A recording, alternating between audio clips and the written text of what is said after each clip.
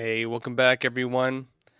Turns out that scientists fabricated information about COVID-19, specifically about the lab leak theory. And guess who was behind it? Well, Dr. Anthony Fauci. This is actually coming out now as we're learning that, well, the lab leak theory was assessed by both the FBI and the Department of Energy as the very likely origin of COVID 19. And it's raising some serious questions on why Fauci was involved, based on documents coming out now, in the covering up of this, assessment. I'm going to be going into this a few other points, folks. Also, Trump is now saying that we should hold the Chinese Communist Party accountable for the COVID-19 virus, CCP virus. And going to be going to that a few other stories, and I want to lay out where things are at with all this. Also, folks, you may have seen some of the new footage coming out with January 6th. I'm going to do a full episode, or most of my episode on that tomorrow. I cannot cover that on YouTube. YouTube will give me a strike and block the channel. Ironically, because facts are coming out, it's ridiculous we can't put it on YouTube, but such is life. Tune in tomorrow for the J6 coverage. Tucker Carlson is getting the 40,000 plus hours. And we'll be bringing on Joe Hanneman to talk about our work investigating basically a lot of what Tucker's finding right now. It's a big deal because it's vindicating what we were frankly already saying here, and I'll explain what that means. It's actually a very, very big deal. You're watching now the narrative fall to pieces, and the blame is about to flip sides. It's going to be huge, folks. Don't forget to tune in tomorrow. Again, we'll cover that in depth. But that said, folks, I want to go deep into the lab leak theory today, what's happening with this, Fauci's involvement, why it matters that the FBI and DOE are now assessing that the lab leak theory is the most plausible origin of COVID-19. It's a big deal, folks, and I'll be explaining why. That said, those of you on YouTube, Twitter, Facebook, Rumble, join us on Epoch TV. There's a lot of stuff I cannot talk about on YouTube. I don't self-censor, but I do the sensitive topics after the jump to Epoch TV because YouTube will and has given me strikes for it in the past. And so if you want the extra spicy Crossroads show, join us on Epoch TV. I also do the live Q&A there, so don't miss it. All right, folks, let's jump into the first story. This is Zero Hedge, and it's not just them that have covered this. Most outlets have covered it by now. But Dr. Anthony Fauci, it turns out now that he prompted scientists to fabricate the proximal origins paper, which claimed that COVID-19 did not come from a lab leak. If you remember, basically, ironically, because partly my documentary, the lab leak theory was front and center. The lab leak theory was the most plausible. The lab leak theory, when you take all the different evidence and you put it all on the table, the lab leak theory is the most plausible, has the most evidence around it, and is the only one that stands against scrutiny. Look, let me lay it out, folks. Let me lay it out. Did any of you play that game when you were kids called Guess Who? Remember that game? We have like little cards and they have like pictures of people's faces, and it's like a mystery deduction game, right? Does your guy wear glasses? Does your guy have a toupee? You know, that kind of thing. And you put down the cards as you call them out. Eventually, what you do is process of elimination. You look at all the different possibilities and you're left with just a few options, and you have to try to guess who done it, right? That's the game. We're playing Guess Who with COVID-19. We're playing that game of who done it with COVID-19. I'll tell you right now, those little cards of possibilities, was it the pangolin? Was it bat soup? Was it the Huanan seafood market? Was it this? Was it that? Those little cards are almost all down. And one of the only cards that has not been put down is lab leak. Process of elimination. They've tried proving everything as a possible origin other than the lab leak, and that's the only one that's really still standing. Process of elimination, folks. They tried proving everything else, and nothing held the light of day. But aside from that, you can watch my documentary, again, looking into the origin of the virus, where we, of course, show the evidence on that. And remember, we did that actually like 3 years ago, almost today. In fact, I filmed the interviews for that at CPAC 3 years ago. But ancient history, folks, let's talk about where things are at right now. It turns out Dr. Anthony Fauci helped crush that narrative, and he did it by helping fabricate information. Let me show you this. Zero Hedge says this: Dr. Anthony Fauci, who offshored banned gain-of-function research to make bat coronaviruses more transmissible to humans, has been accused by congressional investigators of having prompted the fabrication of a paper by a cadre of scientists aimed at disproving the COVID-19 lab leak theory. On February 1st, 2020, Fauci and his boss, NIH Director Dr. Francis Collins, and at least 11 other scientists participated in a conference call during which several of them warned that COVID-19 may have leaked from a lab in Wuhan, China. We actually have heard the transcripts of this, and that's what they were saying privately. So they're talking privately, they're acknowledging that was likely the origin. Then what do? They go publicly and say the exact opposite. And then they contract this fake report to try to prove things that go against what they privately were stating. That the lab leak theory was plausible. That the lab leak theory was the most likely, in fact. But here we are now. It says 3 days after the call, 4 participants from the call, Scripps Research virologist Kristen Anderson, University of Sydney virologist Edward Holmes, Tulane School of Medicine virologist Robert Gary, University of Edinburgh virologist Andrew Rambout, and Columbia University virologist Ian Lipkin, seemingly discarded their concerns over a lab leak, went against their internal assessments that they were stating in these now available documents showing what they actually believed, went against all of that, and drafted the proximal origin of SARS-CoV-2 paper, which they sent to Fauci and Collins. And it notes, also heavily involved, yet not credited, was Dr. Jeremy Farrar, the current chief scientist at the World Health Organization. It says, as a related aside, the Washington Examiner revealed last week that two authors of the proximal origin, who initially expressed concerns over a lab leak and then changed their tune, that's Anderson and Gary, received millions of dollars in NIH grants under Fauci. Now, according to the House Select Committee on the Coronavirus Pandemic, Fauci, quote, prompted the creation of the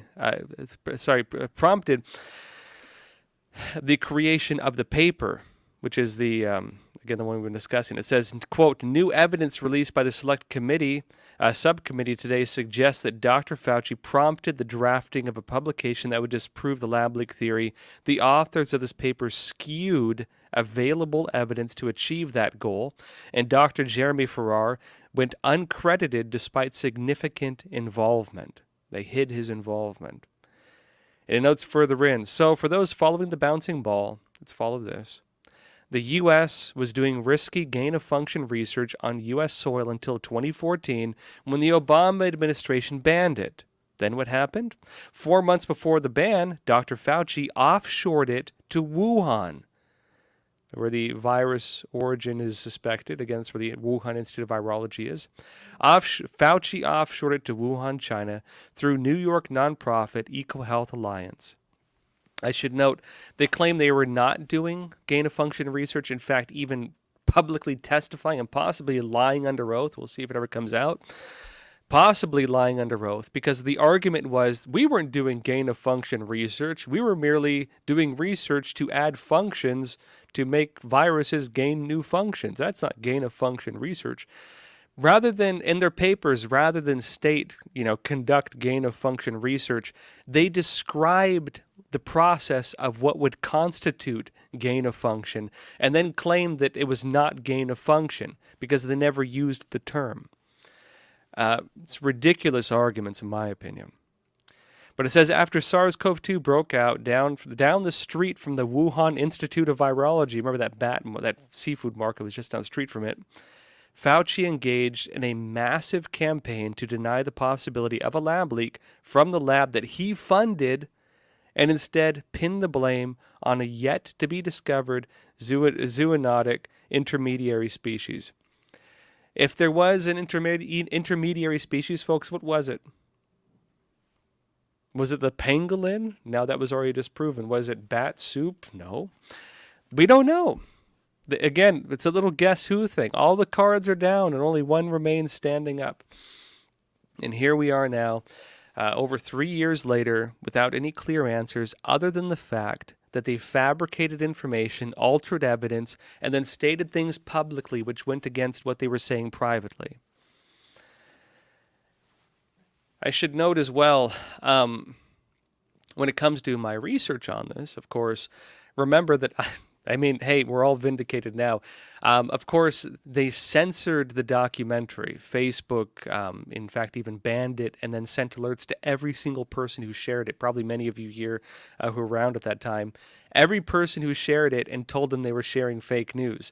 They even, get this, they even censored the image of the documentary to promote it, and it was literally my face and the title, and they said it was sexually explicit or sexually suggestive, and they used that to censor even the promotion of the documentary. Of course, by that time, over 150 million people roughly had seen it, and so it was very hard for them to censor. It was, of course, on multiple channels. Facebook was the largest audience of that. But everything in that documentary has since been proven true. I don't think there's anything in it that was really debunked, even though they claimed it was. One of the real ironic things about that virus documentary, The Origin, was that the initial fact check of it that Facebook cited was from somebody who actually had formerly worked at the Wuhan Institute of Virology, and the argument of it was this, right? The argument of why they censored it was that the lady said, this is implausible. There's no possible way a virus could have leaked out from this laboratory because the laboratory has very good safety protocols. That was the logic used to disprove the documentary and the lab leak theory. The standards of quality were just too dang high in China, which even public images disprove because there's like really basic safety violations even in their public propaganda images. For example, like heavy frost on their freezers, which makes it so the freezers can't seal properly, which they're like storing, deadly pathogens in. Wild stuff like this, folks. But here we are. Here we are, folks. Roughly 3 years later, almost 3 years later, vindicated. So thank you all for being here. Let's go deeper into this, though. Trump is now bringing it out again that we should hold the Chinese Communist Party accountable. If you remember at that time when one of the big narratives coming out, when the lab leak and Wuhan Institute of Virology, even the Huanan seafood market, which was the wet market they were talking about, when the CCP told the world there was no human-to-human transmission and told the world, don't worry, don't lock down, we have it all under control, and then they locked down travel in China but allowed travel outside of China, thereby seeding the virus to every corner of the world. When they did that, many countries, the United States, Australia, different parts of Europe, many countries, India, began calling for investigations into the virus origin, and there was public discussion about holding the Chinese Communist Party accountable, making them even pay reparations. Trump is bringing that narrative out again. Remember, the CCP shut that down by attacking doctors, attacking scientists, attacking journalists, even sanctioning, in fact, U.S. officials, if you remember, and even threatening other countries with trade war type policies, including going after Australia. The CCP shut down the discussion. They shut down inquiry. And many different, even scientific publications, even took back research they had previously published. Information that was available became unavailable. Scientists who previously stated China was the origin began issuing public apologies saying, we're sorry for being racist. And they even claimed it was racist to suggest the virus origin.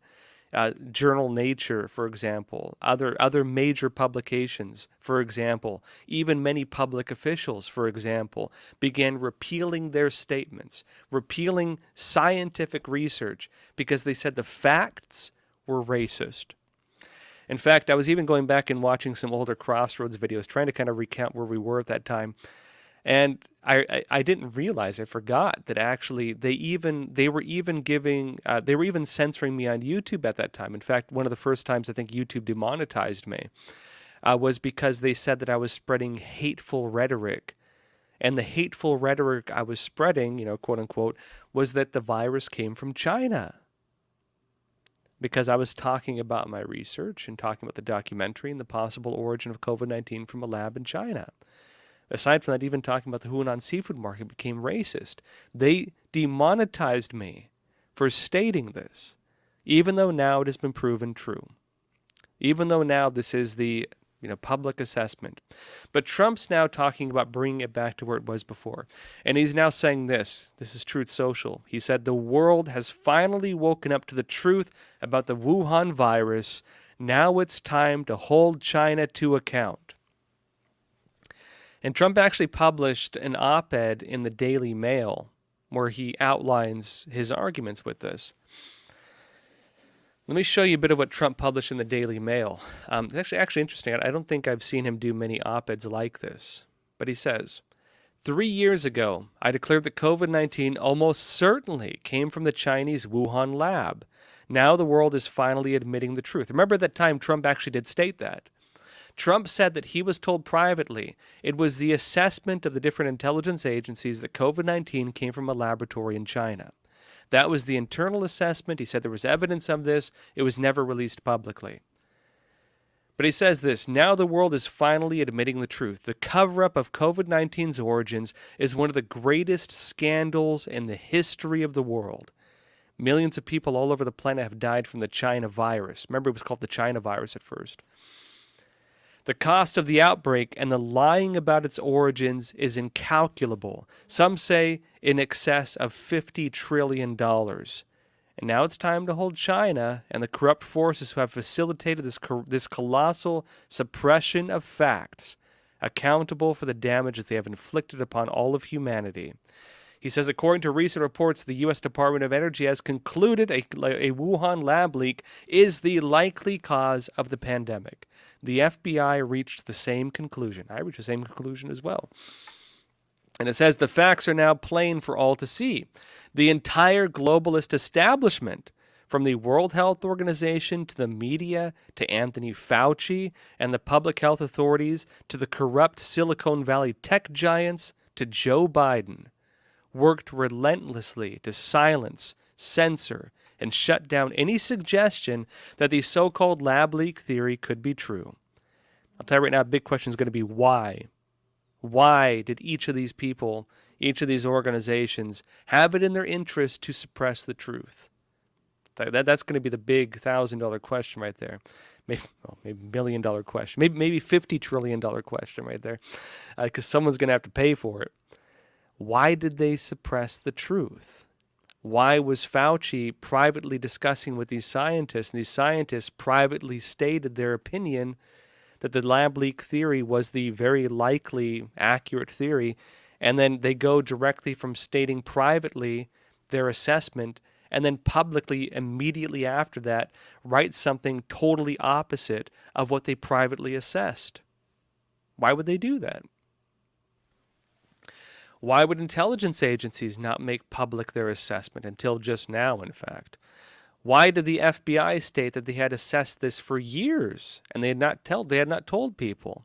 Why was it that Trump was called a conspiracy theorist and a racist for stating what many people, again, were stating privately, what intelligence agencies were stating privately, what people knew privately as the most likely, again, fact? Why did they hide it? Well, I think that's something we need to find out, but he says this. Scientists who called for transparency and investigation were attacked. Facebook and Twitter labeled posts related to the theory as disinformation. The media mercilessly ridiculed the idea. When Joe Biden came into office, he shut down the investigation. This is Trump stating this. My administration had launched into the origins of the China virus. We all know the real reason for these censorship campaigns. The lab leak did not serve their political agendas. So they did the Chinese Communist Party's dirty work and effectively imposed China's propaganda on the Western world. and Trump saying that there must now be a reckoning. I mean, I don't like playing the victimhood card, but I was technically a victim of that as well. You have no idea how much I was attacked for that documentary. Oh my gosh. A part of my life I would not like to relive, I'll tell you that. You think of it, 150 million people saw it. Maybe 1 out of 1,000 people hated me for it. So, such is life, right? Given I have no regrets, I'd do it again. But further in, Trump says this: the sinister censorship regimes in the United States and throughout the West must be dismantled and destroyed. He said the scandal is the best possible reminder of why we must have free speech. The World Health Organization must also be held to account. The WHO, which effectively did China's bidding, fully endorsed the natural origin theory, failed to conduct a thorough inquiry into the possibility that the virus came from a lab, and covered up for China at every turn. Trump actually goes a lot further, but I won't read the whole thing, but you get the idea. The important part of it is this, that Trump's going to be campaigning on this and many other issues. This is going to be something that actually benefits him politically, especially as more information comes out. Yeah, thanks for the support, folks. I'm reading your comments. Hey, I know a lot of you were censored as well. I'd imagine a lot of you probably got kicked off of Facebook for like sharing the documentary, even talking about these facts as well. I've seen a lot of people who got affected by that also. So, we're all in it together, right? We're all in this together. It is nice to be vindicated, though. It is nice to be shown, although it took 3 years, that, it worked out, right? Now, let me show you something else. Biden was actually questioned about this, about the, COVID-19 virus origin. In fact, by one of our own journalists. And this is what happened. Biden walked away from the question. Epoch Times reports days after FBI Director Christopher Wray said the origin of the COVID-19 pandemic is the most likely a potential lab incident in Wuhan. Right, that was Christopher Wray, FBI Director. President Joe Biden abruptly walked away from the White House press corps when asked about whether he intends to hold China accountable. On March 3rd, the president approached the waiting press corps on his way to the White House residence to Marine One. As he came within earshot, a reporter asked him, "On COVID origin, will you hold China accountable?" And at the question, Biden put both hands up in a shrug, seemingly annoyed, and then turned and walked away toward Marine One. And that's the direct quote, in fact, from the White House press pool report. Looks like he doesn't want to talk about it. It looks like he's very unhappy that he was even asked this. That being said now, the WHO is stepping in. The same WHO which helped cover up for China.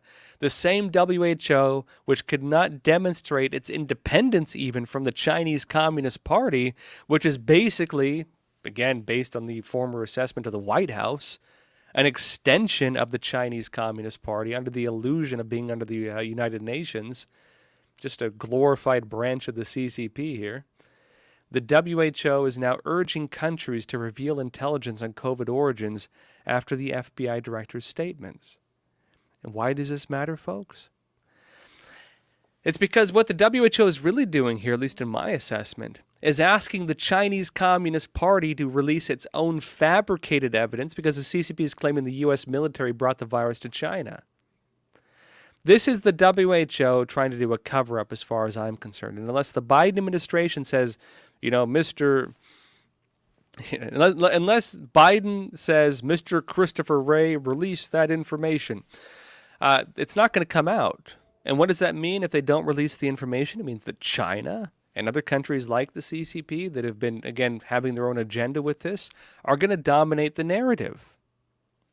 This is as the World Health Organization is being at least possibly given these new pandemic powers through the Biden administration and through the United Nations, through, again, the people and the countries involved, with the WHO. But it says this, Epoch Times reports, in another narrative shift on the origins of the COVID-19 pandemic, the World Health Organization asked governments with intelligence on the virus to come forward after a growing number of U.S. officials signaled that it may have resulted from a Chinese lab leak. And they said, quote, this is Tedros saying it, the director of WHO, If any country has information about the origins of the pandemic, it's essential that for that information to be shared with WHO and the international scientific community. Now, I'm going to say right now, the WHO probably has more than enough evidence because the WHO is trying to assess the origins for a good while. The WHO was doing investigations. The WHO has been repeatedly disingenuous and dishonest to the public about this basic information that should have been the very first step taken to try to deal with the pandemic. Under any normal circumstance, if this was a normal pandemic, the very, very, very first thing you would do is try to find the animal reservoir. The very first thing you do is look into where the virus came from. The very first thing you do would be to do that because you need to plug the hole. It's like a sinking ship. The ship is sinking, and you tell people, better just deal, maybe you create different policies on how to deal with it rather than trying to find where the hole is and plugging the hole so the ship doesn't sink. Rather than try to end the pandemic, in other words, rather than try to patch that little hole, the World Health Organization covered up on behalf of the Chinese Communist Party and to this day has no real public information on where the virus came from. To this day has not even tried, it seems, to talk about the origin of the virus, which would plug that hole and basically put an end, at least, help stop it, the release and spread of this virus. In other words, the very basic first step you would take to try to deal with the virus and stop it, this organization that's claiming to be the main authority on this has not taken. They've not done this. And again, the important part with this is that who's going to come forward? Which country is going to come forward? The World Health Organization is giving a public announcement. Come forward if you have evidence. Who's going to come forward? Is Biden going to come forward? Is Christopher Wray going to come forward? Well, it looks like Biden walked away from that question, and he's trying to work with the World Health Organization, which, again, could not demonstrate its independence from the Chinese Communist Party, meaning he doesn't want to anger the CCP, very likely, on this. Who's going to come forward? I'll tell you right now, the only country that has it really, really in its interest to come forward is the Chinese Communist Party.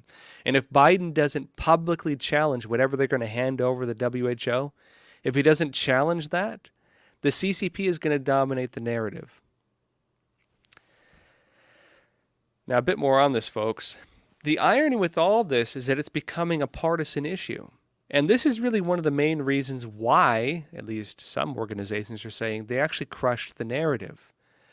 Mr. Zucker, the former head of CNN, or one of them, came out and said the reason that they crushed the narrative, the reason that CNN said the lab leak origin is groundless conspiracy theory, the reason they did that, I'm paraphrasing, of course, is because the narrative came from Donald Trump, and they didn't want to vindicate Donald Trump. They didn't want, the former president of the United States, Donald Trump, came out and said, U.S. intelligence says it was a lab leak. U.S. intelligence at the time, as Trump stated publicly, right? U.S. intelligence said it very likely came from a laboratory in China, in Wuhan. And all the different news outlets, including CNN, said it was a conspiracy theory. They said it was fake and it was racist, and they covered it up. And they're claiming they did it now because they didn't want Trump to be vindicated. Now, who's spreading disinformation? Who's spreading politicized disinformation? Who should have been censored, frankly?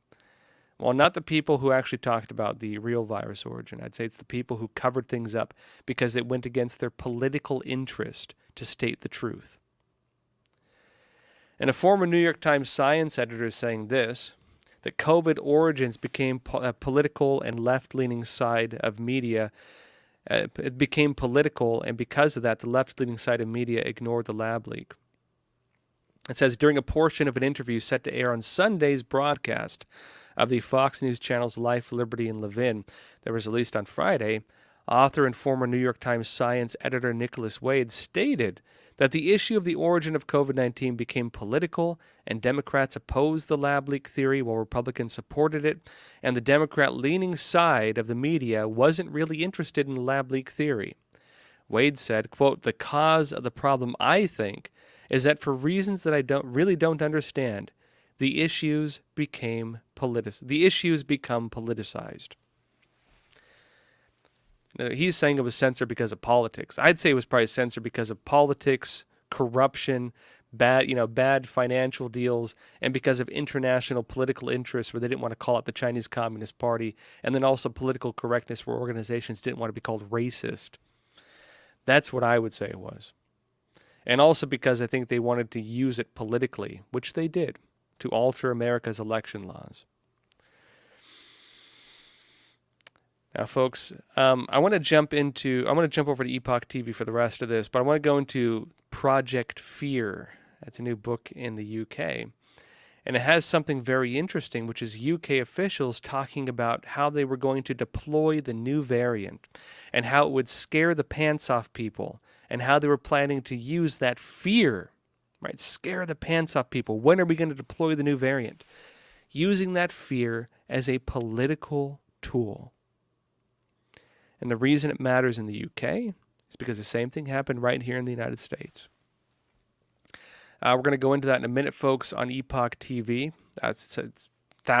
Believe over 10,000 text messages that have been released now in the UK, showing how this whole program worked. Before we jump over, though, folks, let me show you a quick trailer for an interview on Epoch TV. This is American thought leaders talking about the deadly consequences of censorship and the need for COVID commissions. Let me show you this and we'll jump over. I was actually placed on the blacklist the very day I joined Twitter. Today I sit down with Dr. Jay Bhattacharya, professor of health policy at Stanford University School of Medicine, and one of the co-authors of the Great Barrington Declaration that argued for focused protection of the vulnerable instead of large-scale lockdowns. Many people that are dead today would be alive had we been allowed to make that argument. We discuss how big tech, his university, and the highest levels of the federal bureaucracy work to silence him and other scientists. After years of destructive pandemic policies, what is the path forward? And where we are now, when there's another respiratory virus pandemic, we will lock down again, and we will use the vaccine-only strategy. This is American Thought Leaders, and I'm Yanya Kellick.